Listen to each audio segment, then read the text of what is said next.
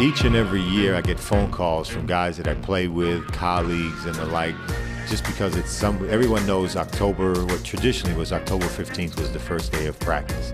And for coaches, it's like Christmas because you get to get back on the court, you renew old acquaintances, you get to teach again. And I think for any coach, or most coaches anyway, their most enjoyment comes from being in the gym.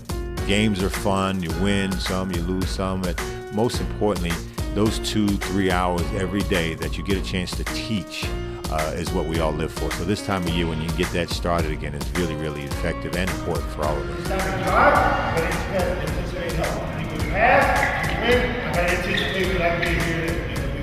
First week is trying to establish tone.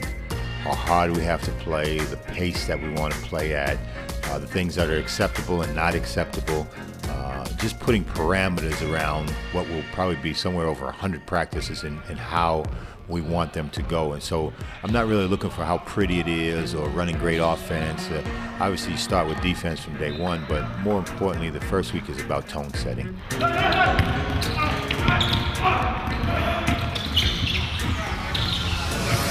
With 4 first-year guys, it's a chore for every coach, but in this particular case for us to have them join the ranks of the experience and be able to contribute in a way that's going to help us win. Calvin Baker is added to that because he hadn't been on the court for us yet.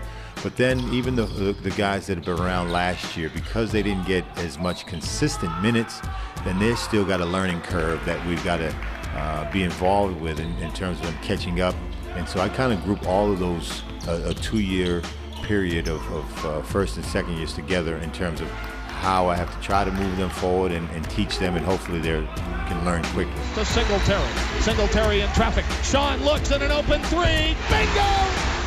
I like to think that you build off the experiences, what you went through, the highs, the lows, the journey itself, what it taught to all of the guys that are coming back. The roles are all different.